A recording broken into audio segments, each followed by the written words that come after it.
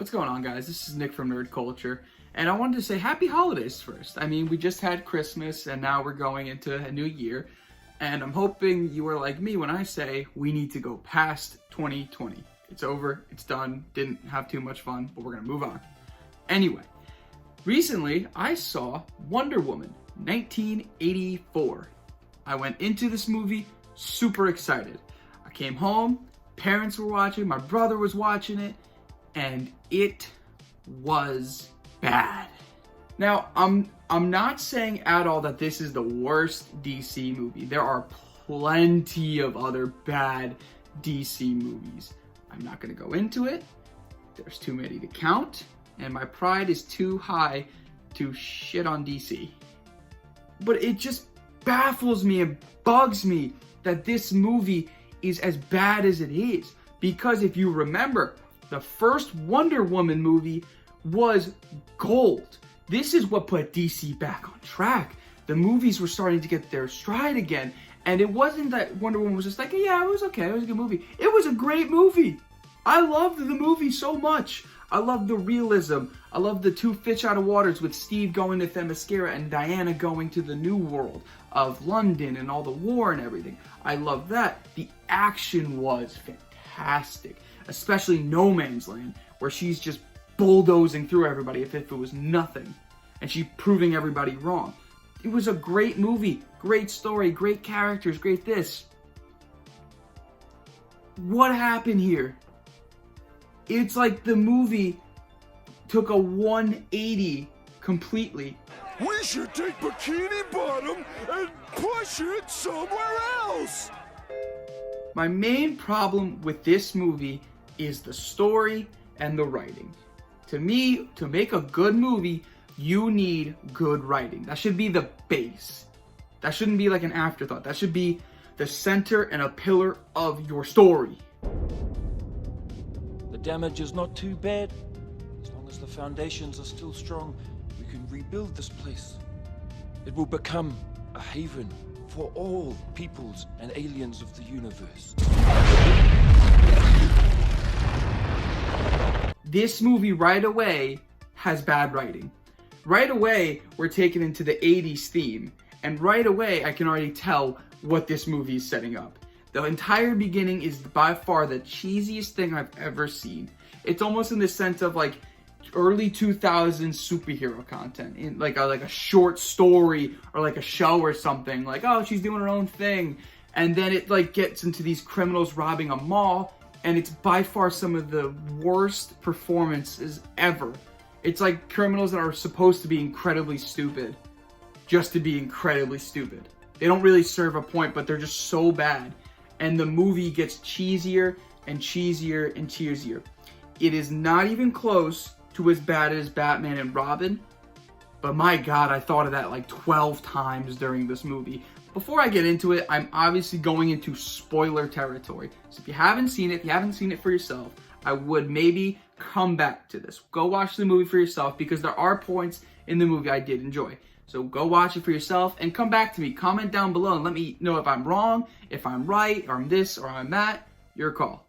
One of the main things that survived from the last movie, which I still love, is the dynamic between Gal Gadot, aka Wonder Woman, and Chris Pine, aka Steve Trevor. Their performances are believable. You can tell that they care for each other in the movie. You can tell that there are actual stakes there. And you can tell that they both just work so well as these individual characters, especially Gal Gadot in Wonder Woman. Every time I picture Wonder Woman recently, I see her as the believable performance. And to go on with this, I also enjoyed Pedro Pascal's performance.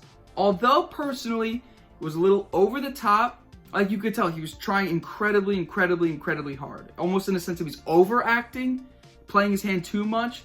But I still enjoyed it as if it was a descent into the power he was seeking. He just got worse and worse and worse and worse, but gaining still all this power. But you could tell he was just worse for wear.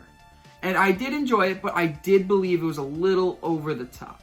And that's about it for the stuff I liked. Now we get to get into the fun part on why I did not enjoy. This is gonna be tough. This is gonna be brutal. Like I said before, the storyline, the plot, the writing is bad. You can tell that it was not handled well.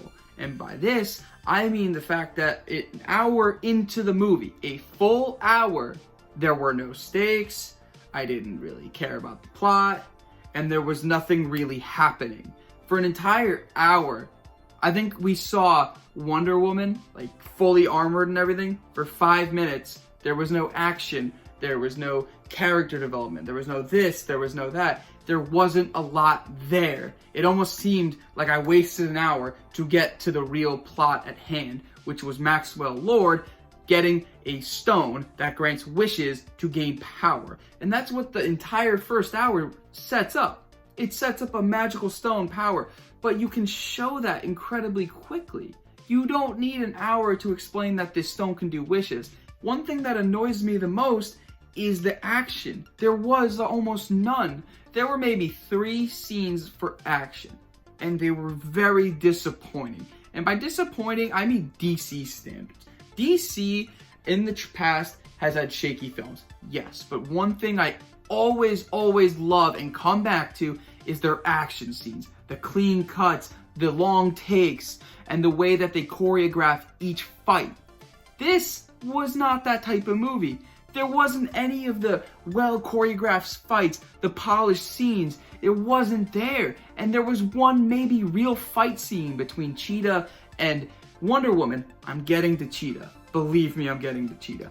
It wasn't good. The fight took too quick.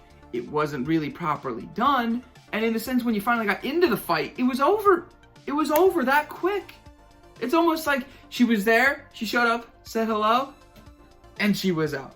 Cheetah wasn't even the main villain in the movie when she was hyped up to be the main villain in the movie. Now we get to another part on why I did not enjoy this movie. Cheetah. A good villain can make a bad movie still enjoyable and good. This movie had a bad villain. It actually has 2 villains, Maxwell Lord and Cheetah. But the whole time, Cheetah was hyped up as the main antagonist, the main person. Instead, I'm watching Maxwell Lord going around the world, like, granting people wishes. Granting people wishes. That's not as exciting as watching a person who is basically a human cheetah fighting Wonder Woman, who's on par physically and combat-wise. They're supposed to be neck and neck, and I was expecting a lot of that. Wasn't there. And the main problem with her character in this movie is Kristen Wiig. Do not get me wrong, Kristen Wiig is a great actress. She's been in a lot of funny movies, but there lies the problem. She's in a lot of comedies. I could not take her seriously as Cheetah. It's just me personally, she wasn't threatening in the movie, especially because she goes from the dorky, like kind of misunderstood person to this what's supposed to be like this badass villain who's well known in the comics, who's like Wonder Woman's arch enemy. And what like mainly backed me up in this claim was I watched it with my parents and my brother, like I said, and right away when my mom saw Cheetah, she's like, "Oh, that's the girl from Bridesmaids." There right away I was like, any sense of like threatening and fear just went out of nowhere. It's gone. And she goes out in the worst way possible. So what happens is she is fighting Wonder Woman, Diana, and it's a cool fight, I guess. I wasn't really too into it. It was, like I said, the fights weren't that good in this movie. But then the problem is they're in water, and it's a little bit of a struggle. Diana takes a cable wire and puts it in the water, which is like one of the most overplayed cliches and cheesiest things ever. Cheetah is getting zapped while Diana is not. She's just chilling as if nothing's happening, and then takes her out and she's just laying there. She's not dead, she's just like laying there. That's how you're gonna treat this character. That's how you're gonna treat the arch enemy of Wonder Woman. That's how you're gonna treat a character so many people actually know and wanted to see a real choreographed fight with. That's how she goes out. We have been hoodwinked, bamboozled, led astray, run amok, and flat out deceived. But like what mainly bugs me, like what really grinded my gears with this movie is the plot holes. And by that I mean the movie did not follow its own rules. It established rules with the powers, how these powers were made, or whatever, whatchamacallits. They didn't follow them when the plot needed it. In a sense, they realized that this may not work, but they said, we're gonna go with it anyway.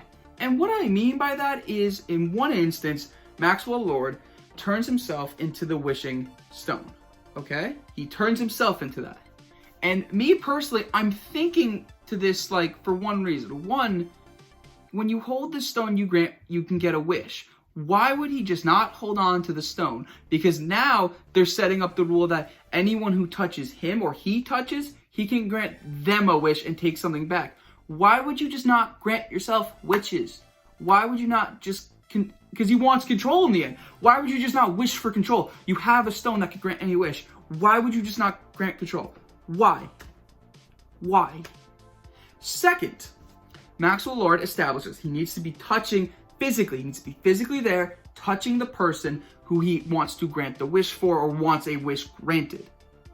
In the end, he finds out that there's a super secretive US satellite that can go onto any TV broadcast in the world. And then he's somehow granting these wishes through televisions. When all of a sudden, it's like, the rule doesn't matter anymore. Doesn't have to be touching. He's just magically giving people these wishes. He's just magically giving it to them. And it's bugging me because he even said, I wish I could get a hold of everybody for wishes. And it's like a big struggle with him. And all of a sudden, it's like this huge like plot hole. Like, what? What? That doesn't make sense. You pointed at me like I said something, but I didn't. Oh, good. Charlie, having somebody making wild decisions that make no sense, that benefits nobody. Oh, yes. Right, yes. Is he listening to it? I can't tell. He's listening. He's not understanding. And what pissed me off, too, it was he's like surrounding himself with a vortex of wind, and me and my brother are laughing because it's like, here is this one of the most badass characters in DC, a warrior who's trained her entire life, an actual god, and she's losing to wind. She legitimately cannot reach Maxwell Lord because of a little bit of wind. And it's like, what is happening? She can't lasso him to tell him the truth, can't get there. But somehow gets his leg out of nowhere, tells him the truth, and it's just, wow. It's just poor, like I said, cheesy, poorly done scenes. And it bugs me because these mistakes were not in the last movie. Patty Jenkins made a great first origin movie for Wonder Woman. And then what is this sequel? What is this? And another one is, I forgot about this one. Somehow Wonder Woman lost her powers. Like, not fully lost them, but she lost a percentage of them. The movie never established that she lost it. All of a sudden, they're saying she lost it because she whisked Steve Trevor back and she got him back. It was never established. Also, with the invisible jet, I love that they brought it in, but the way they did it was weird. They just said all of a sudden she can make him invisible, with no real explanation as to how she's been able to do this, or no foreshadowing or hints she's been doing this. I don't know. There's a lot of things. I wanted this movie to be so good. I really wanted this movie to be great. And I wanted it to follow the trend of DC movies getting better, better, better, better, and better. And it disappointed. I may go watch the original Wonder Woman again. I may have to, because this one just left a bad taste in my mouth. But what do you guys think? Do you think I'm completely wrong? Do you think I'm completely right? Do you think I'm somewhere down the middle? Do you think Cheetah deserves better? I want you to leave a comment down below, and I want to hear your comments, because truthfully, this was a bit of a bummer for me. And I want to know if I'm wrong, maybe I missed something, I didn't understand something. I want you to leave a comment down below and tell me what you guys think. And make sure to subscribe to the channel, leave a like on this video. This is DC Nerd Nick Palazzo, and I'll see you guys later.